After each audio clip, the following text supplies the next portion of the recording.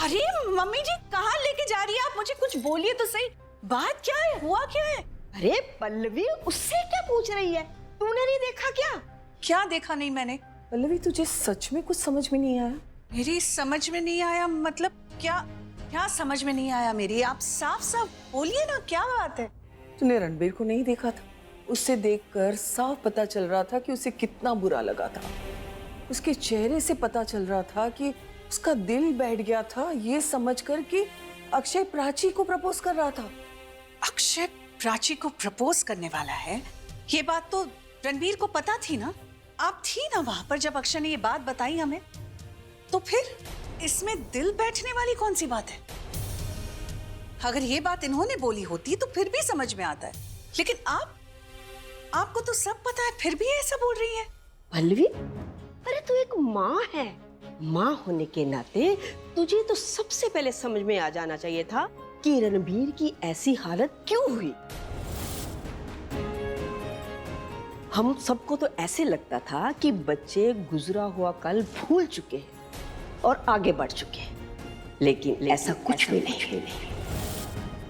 सच तो ये है कि वो कुछ नहीं भूले, वो वहीं के वहीं खड़े। छोटी ने जो बोला, जो समझा, वो बिल्कुल सही। और रही बात मेरी, तो मैंने ना अपने ये बाल है ना धूप में सफेद नहीं किए। लेकिन रणबीर अक्षय की मदद कर रहा था। हाँ, हो सकता है अक्षय सच बोल रहा हो कि रणबीर ने प्राची को प्रपोज करने में मदद की, लेकिन ये भी तो हो सकता है कि रणबीर को कोई गलतफहमी हुई हो कि उसे पता ही ना हो कि उसने जो प्राची को प्रपोज करने में मदद की वो उसकी खुद की प्राची थी। लेकिन ये कैसे हो सकता है? मुझे तो ऐसा लगता है कि अक्षय ने रणबीर को जो लड़की दिखाई होगी ना, उसका नाम प्राची होगा, या फिर रणबीर को कोई गलतफहमी होगी, रणबीर के समझ में कुछ ना आया होगा। लेकिन ये बात तो है कि रणबीर को पक्का पता नहीं था कि अक्षय रिया की बहन प्राची को प्रपोज करने वाला है।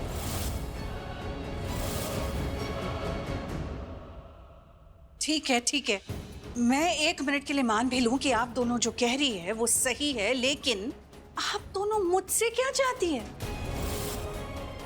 मतलब मैं क्या कर सकती हूँ इसमें? आप दोनों मुझे एक बात बताइए। अक्षय ने प्राची को प्रपोज किया है, अब ये तो प्राची का डिसीजन है ना कि उसे करना क्या है।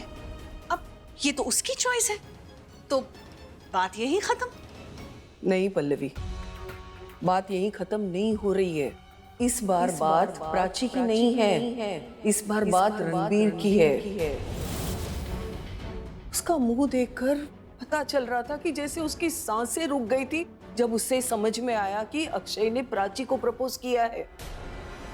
पल्लवी, रणबीर फिर से सब कुछ छोड़ के प्राची के पीछे दौड़े। उसके पहले तू सब कुछ संभाल ले, जो भी करना है ना कर। लेकिन प्राची को रणबीर से मिलने मत। तू तो जानती है ना कि रिया ने हमारे लिए और हमारे घर के लिए बहुत कुछ किया है। रिया को हम सबका प्यार इस बार मिलना ही चाहिए। बल्कि मैं तो कह रही हूँ कि मौका बहुत ही अच्छा है, उसका फायदा उठा ले।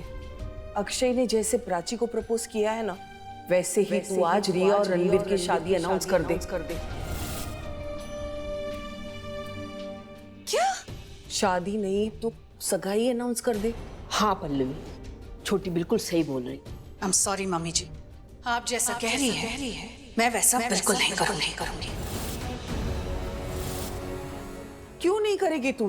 तू इस घर की खुशी नहीं चाहती क्या?